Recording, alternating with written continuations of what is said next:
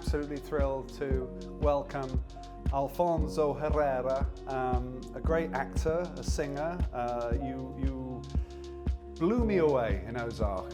You blew me away, you really did. I was actually quite scared when I knew I was going to talk to you about how you would be, because you seem to just contain a stillness about yourself which was menacing, which was brutal, but was so relaxed, and it really, really, really scared me. And at the same time, I was just so in admiration of what you do. Well, gracias. Thank you. That's one of the best compliments. Well, I'm just glad that you've turned up and you're not going to kill me. That's kind of the basic of it. You know, unfortunately, that's like the response sometimes that I get when people see me for the first time and have watched the show. But actually, I don't like violence. I don't like any type of mechanism that produces violence. I always try to have a conversation. I always try to solve things by talking. There is in Mexico we say se matan más moscas con miel que con hiel. You kill more bees with honey than with acid. The hiel, it's like it's like a type of acid. So I think that there is a possibility to solve things always with a good conversation, being empathic and being respectful. That's it. Go on, sorry. And the comparison with Javi is that he just gives people one chance. Right. One chance. Yeah. And if they do not manage to convince him, they're gone. But I mean, in my opinion, as we were chatting before the shoot and all of that, I think that the secret or something that was very important for me was to understand the tone of that show. And to really think on the human side of that person. Yeah, you can read it as a villain, but at the same time, he's just a man that wants to be accepted by his family, but at the same time, every single place where he goes, he's not accepted. He is not accepted by the birds. He's not accepted by his family. He's not accepted by his uncle. So there is a point of survival for him to say, okay, I'm gonna make fun of it. I'm gonna enjoy it, but I'm just gonna have fun, and I'm just gonna blend into this tone. So it was a fun show to do. Was it a fun shoot? It was a fun show to do, and specifically Jason. Yeah. He's incredibly funny. Yeah. On camera, outside of camera, and I heard that he keeps a really great atmosphere on set. He does. He keeps it. I guess being an actor as well for so long, and a child actor as well, he knows exactly how everyone feels and what goes into a day. Yes, and specifically was something that he does, and many people that were on set shared, is that since day one, season one, he took care of every single person. So many people that started that show in 2017 finished it in 2021. It's a large journey, it's like a family. Yeah. And you become family, and you need to take care of each one another. Actor's dream, right? Actor's dream to be in that sort of caliber of writing, of story, of character, of cast, of team. It's an actor's dream. Yes, and specifically the backbone of it. The scripts are so well written. They're so elegant. Sometimes they use the words in a very precise way. Yeah. They don't overuse words. And sometimes they solve things with actions, which is easier and more specific. And it's a great job from Chris Mundy and from all the writers' room. Well, as I say, genuinely, it blew me away. I was so taken in, and I was especially taken in with your commitment to what you did. It really threw me in a way that I didn't know what to expect. And Thank so you.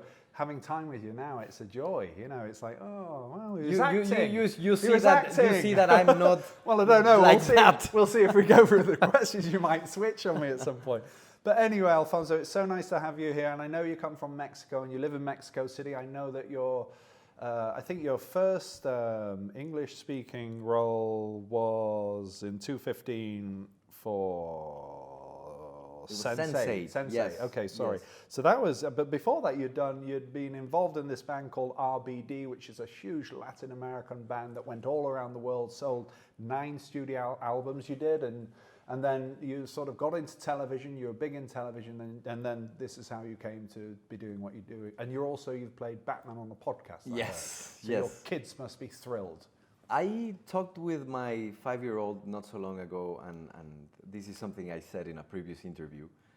And it's quite funny because I went with him and I said, Daniel, your father is going to be Batman. Yeah. And he just looked at me and he said, no, of course not. You're my dad. What are you talking about? Come on, shut up. Let me play with my tablet. And but not so long ago, there was a premiere of a movie I did I actually did the dub of DC Super Pets for Latin America. Okay. And he went there with all his friends, and he was super excited to hear the voice of his father. Amazing. So when you're a father, you understand that. Yeah. That has no price. It's the that best. has no price. Yeah, exactly. It is. And you're just at the moment, I hear, doing a film called Rebel Moon for Netflix again with director Zack Snyder. Exactly. And how's that going? Amazing. Is it? Amazing. It's amazing to work with Zack and to be on a set from Zack's. Right. It's proportions that I've never experienced, Okay. and it's been an amazing experience. Right on. It's an amazing show. It's an amazing story. So can't wait. Okay. Can't wait to see the final result, because you have to use your imagination. Sure. Because everything is green. Sure. Yeah. You know? Incredible. Yeah. So I am really looking forward to that end result. Amazing. Well, what we do here is we ask you 20 questions that are at Mr. Feelgood that are aimed to get to kind of the heart of who you are as a human being. 15 of them are quite heavy, maybe not, and We'll 5 see. of them We'll are see. quick. We'll see. We'll But see. really, I mean, really what we're doing here is just really trying to, we're just all about honest conversations and intimacy and just really getting to know a person or getting an idea of who a person is and what makes them tick, what motivates them, just as a way so other people can see and read and be inspired. So we start off with, who the fuck are you? I'm a 38-year-old Mexican that was born in Mexico City, that went to Guadalajara when he was 4-year-old, when their parents divorced. I wanted to be a pilot. I wanted to study aviation. And all of a sudden, life took me into art. And I felt that was my path. And from time to time, I thought, is it really my path? Then life took me back into arts, into humanism, and here I am, still working from this. And something very important, I can give something to my kids from what I do, because if I do well, they do well. Exactly. That's it. And Nothing is for me anymore. Ah, right, there we go. And how are you feeling right now? I feel blessed with the projects that I have. I feel blessed. I always try to say thank you, and when things are not going that well in my mind, I always take a break and say, okay, time to say thank you. Just to have some perspective. So just sort of trying to exercise gratitude. Yeah. Yeah, and it's exactly. That's very well. It's interesting as well, isn't it? Because that's a big thing, and it has been a big thing in the last 5 years. As far as coming to my consciousness as well, when I've been struggling and having challenges, but it really does work. If you really do, it puts things in perspective. Yeah. Because I come from a place where sometimes things can be a bit harsh in other places. So we need to be thankful for what we have, and I feel very thankful for having a job. I mean, not so long ago, like 2 years ago, with the pandemic, everything stopped. And it was harsh, not for one person, but for every single human being in this planet. And that thing took us away something. Money,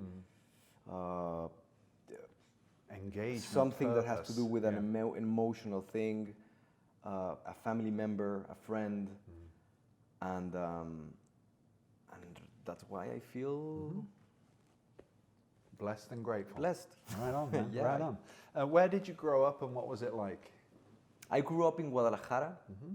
I was born in Mexico City, and I moved to Guadalajara when I was 4. That's when I remember my childhood in Guadalajara, in a neighborhood, mid-class, playing soccer behind the Club Atlas, which is a very famous club in Mexico. And I had like the best memories from childhood, playing soccer with a bunch of friends. Yeah, that. So it's good. It's good, solid, normal, happy Life. active childhood. Yeah. What excites you? A Sunday with a lot of soccer, Yeah. football. Yeah. Football. I love football. I think it's the best sport in the world. I wanted to be a soccer player. That's what I wanted to be when I was very little. And my mom, I was actually I played for inferiors in Atlas, and I started to play a bit well. And the trainers, the director técnico, the trainers, they asked my mom, hey, can he come for some games in Monday, 11 a.m.? And my mom, of course not. You're going to school, shut up, and that's what you're going to do. Right. You're going to be, you're going to go to school, and that's it.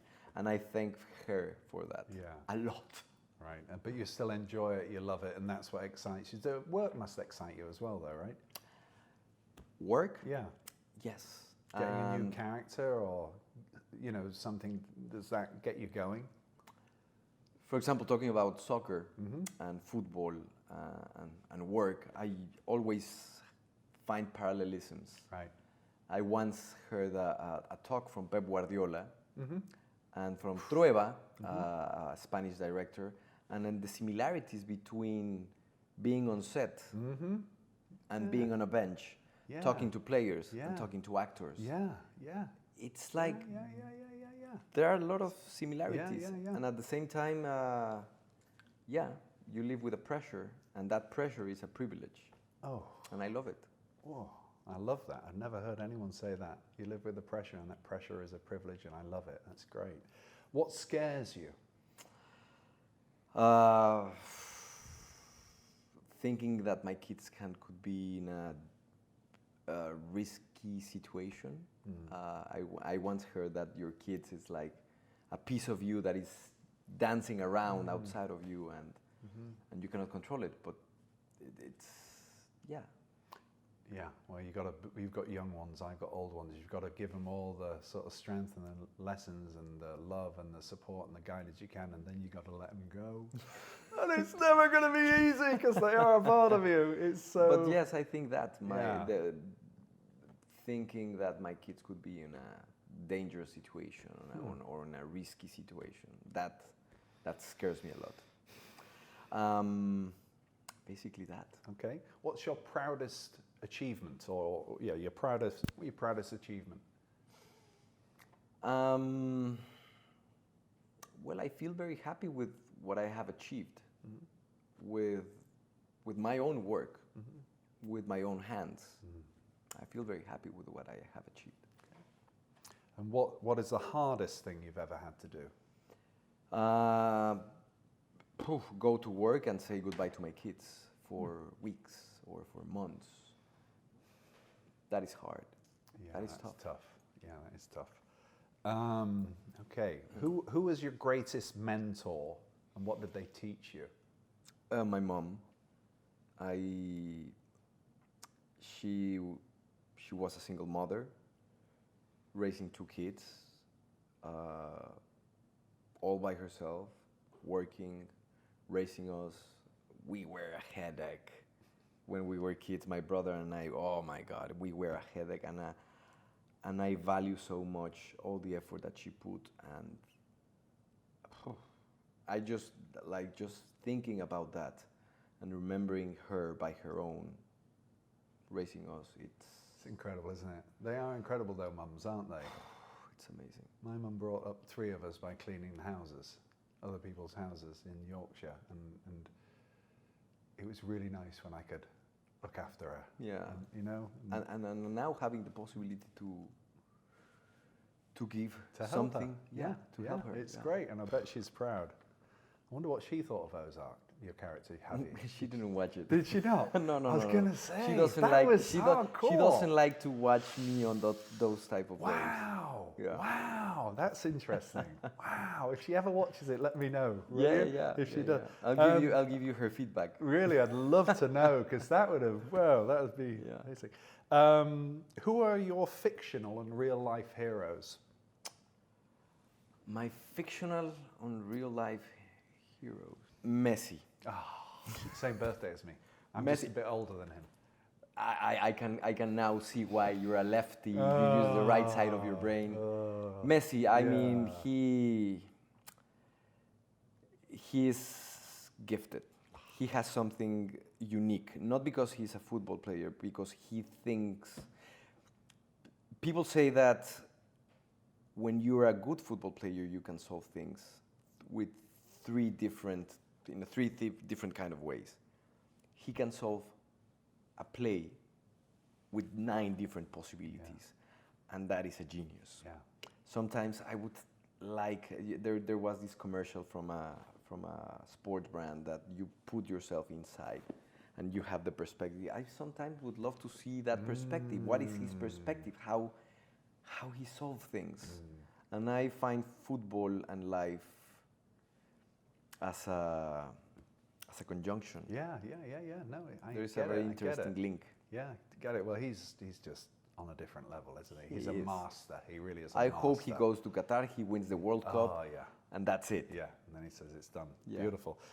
What is your favorite item of clothing in your wardrobe? My tennis shoes. Okay. And the shorts that I used to go play soccer. Okay. When I played soccer. Okay. That. Okay. What music did you love age 13, and do you still love it now? Salsa music. I love Latin American music. Cumbia, salsa. It puts me in a good mood. I remember salsa saved my life in the pandemic. I was shooting in Atlanta, Ozark. Okay. And I was studying, and salsa brought a little bit of joy to my life. Really? Okay, that's cool. Wow. Because that seems so different to what, to who you are as Javi as well. But no, I get it though. Because he was loose and lucid and sort of cheeky as well, wasn't he? So I get it, yeah. That makes sense actually. What is the most inspiring book you have ever read? The Labyrinth of Solitude from Octavio Paz. It's an essay that talks about Mexicans. Okay. And how we are as a society. And it's an amazing writer, rest in peace. He wrote that essay outside from Mexico, in France, to have perspective of who we are as a culture and who we are as a nation. And what year was that? What generation was he? When was that? Was that the 50s, the 60s, 70s? I don't know specifically when he wrote that, but something that is very interesting is that he wrote it outside from Mexico to have perspective. Yeah, no. I think that when you are outside and you can look things from outside, you have a better perspective. Yeah. It's like an omnipresent look, so you oversee the whole thing. And then you can come back in. And you know what? I just did a movie that is called Viva Mexico with a director that I love so much. He's Luis Estrada, and in my personal opinion, he's one of the best directors in Latin America. And that was our reference. Okay. So it was amazing. Amazing. Shortcuts. Exactly. Amazing. What is a movie that left a lasting impression on you? I would have to say The Godfather, 1, 2, and 3. And because of an emotional thing with family, we gathered together as a family, and sometimes we watched it on a Saturday, 1, 2, and 3, just all the family together as a thing family did. So your mum knows about those sort of characters. I actually didn't watch that with my mom. Okay. I watched that with my father. Okay. And it was a cool moment for us. Interesting.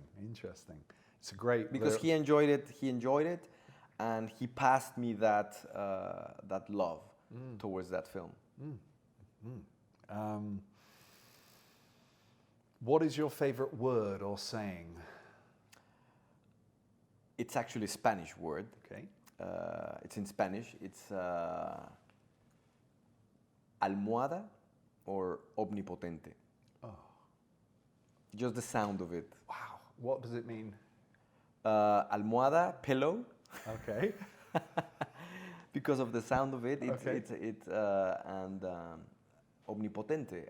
Like omnipotent. Yeah. Okay. Exactly. Well, nice. Okay. What do you want people to say about you at your funeral? Joder, that es una pregunta difícil. Joder. He had fun and he left with a smile. Okay. Beautiful. Okay, quick 5. What's your favorite car?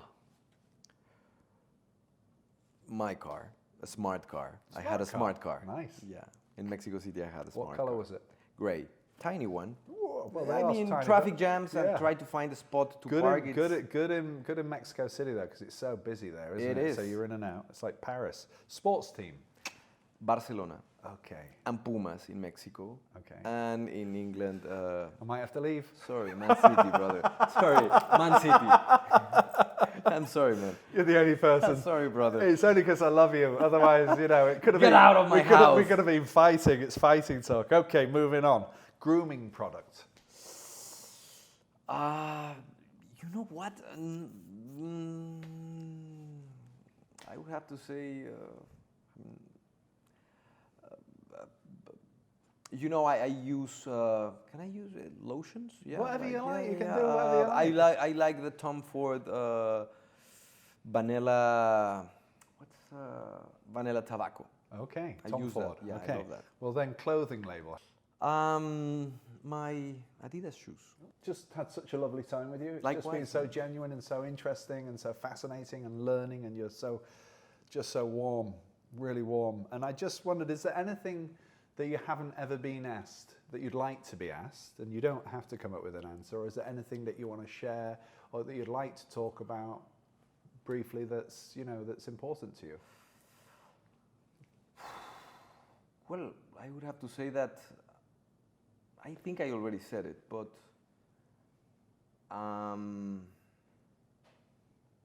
I do this because of my kids. They are, I think that kids come to life, to our life, no matter how selfish a person could be, in order for us to know what is to give. And it might sound corny or whatever, but I do everything for them. And if life is good for me, it's going to be good for them. And they are the reason and I hope one time they watch this. Yeah. And they understand that I'm here because of them. Right on. That's it. You know what? That's it. Can't do it any better. Thank than you, that. brother. Bless you. It's so nice to meet Gracias. you. Thank you for spending the time and coming to see us at Mr. Field. Gracias, amigo. Bless you. Cheers. Gracias.